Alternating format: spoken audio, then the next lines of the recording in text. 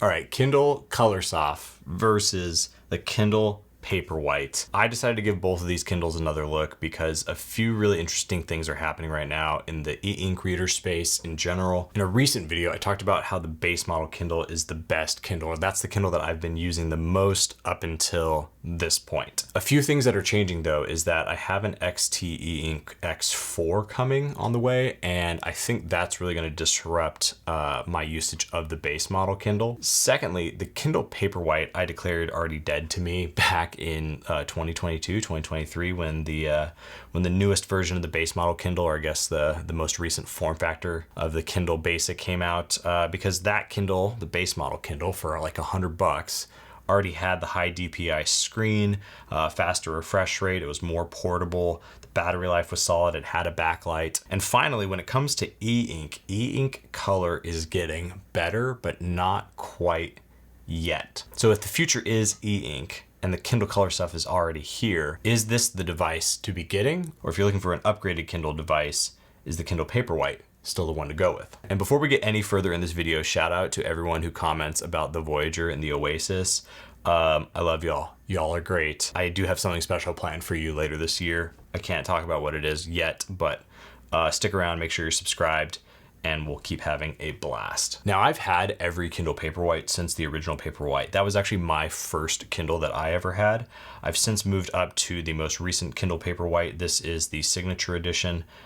These both are on right now. We have the Kindle Colorsoft here on the left. We have the Paperwhite on the right. And for me, there's really not any delay in these. Like, they both process pages and refreshes at about the same pace. They scroll at about the same pace. And having coming back to both of these devices continuously now over the last year for the Colorsoft and for the last couple of years for the Kindle Paperwhite, there are really three things about the Colorsoft that you have to consider if you're looking to upgrade, say, from the base model Kindle. Those are price, burn-in issues, and then the crispiness, display quality, what I'll call display quality. And right out of the gate, we should talk about burn-in issues because I think that was one of the original concerns about the Kindle Colorsoft. There were some like burning on the edges or some like discoloration, I think, that was reported. I personally haven't seen any of those issues on this Colorsoft. This is the base model Colorsoft, so not the Signature Edition. It's the 16 gigabyte version of it. And I'm really glad that Amazon came out with this sort of base model Colorsoft.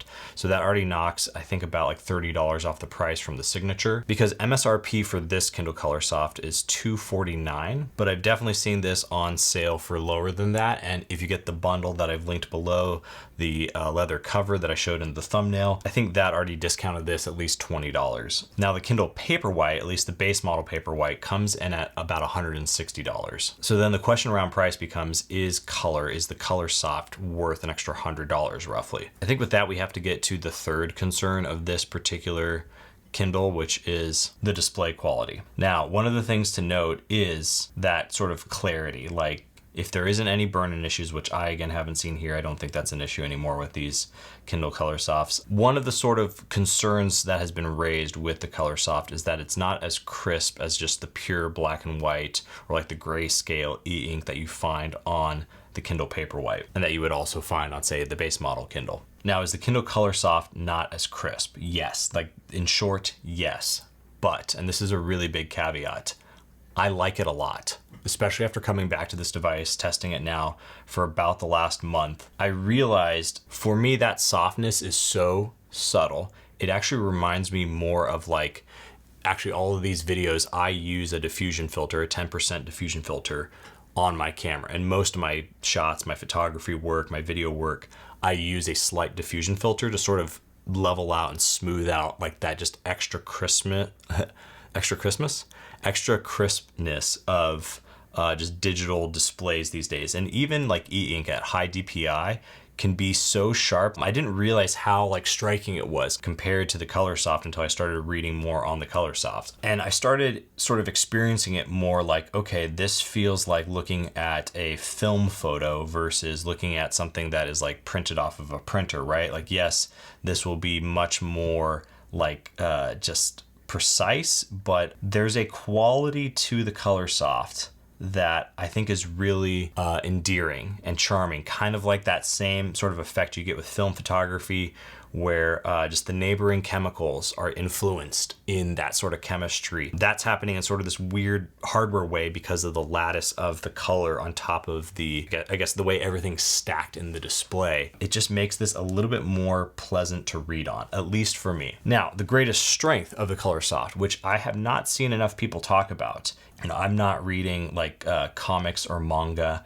I wouldn't mind it though. And I'm sure as my son gets a little bit older, we're gonna be doing a little bit of that as well. But for right now, just even being able to go into my library and look at my library with this sort of like soft little bit of color, I've been finding that I'm reading more. This gives me the ability to like read my devotional in the morning and then move on to something that's like nonfiction in the afternoon, and then in the evening find something lighter to read. Being able to see my library in color, this was actually one of the big problems I had with the Kindle, and just have had with the Kindle in general. I do like my physical books a lot. I have a library of books. If you guys have seen any of my older videos where I had the library behind me, I like physical books a lot.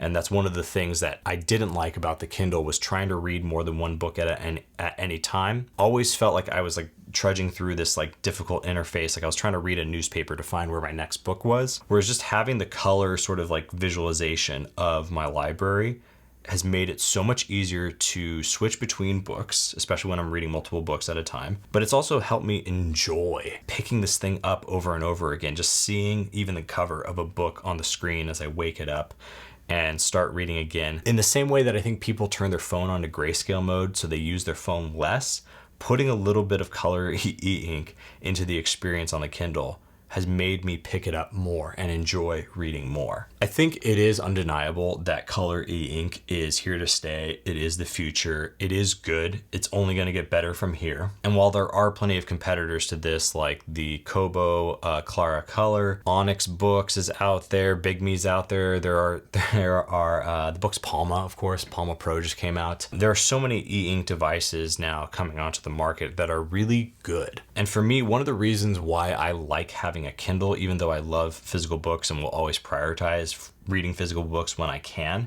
is that there are so many good free ebooks on like Project Gutenberg or standard ebooks that this Kindle has already paid for itself. All my Kindles have effectively paid for themselves because I read free out of copyright ebooks, which are some of the greatest books that have ever been produced. I also like buying directly from creators. So like right here, I have my friend Becky's book, Bite-Sized Creativity, all about her experience becoming a creator.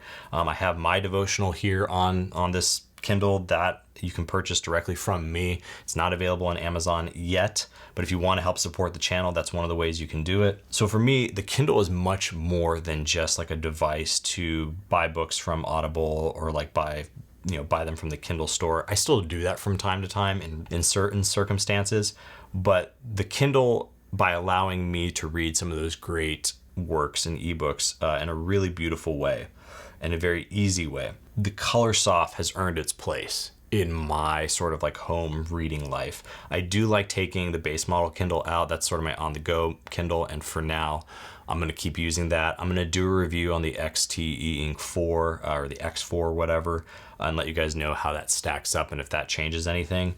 But I think if you're a voracious reader, not even voracious, if you read more than a few books a year and you want to get more into reading, you want to be reading more, I think the Colorsoft is worth it. Check out standard ebooks, check out Project Gutenberg. The most important part is that you keep reading, you keep enjoying books. I think that's really what it's all about. For the love of the game, like just keep enjoying books. As I'm making this video, for me, I'm choosing the Kindle Colorsoft. The Paperwhite's basically dead to me.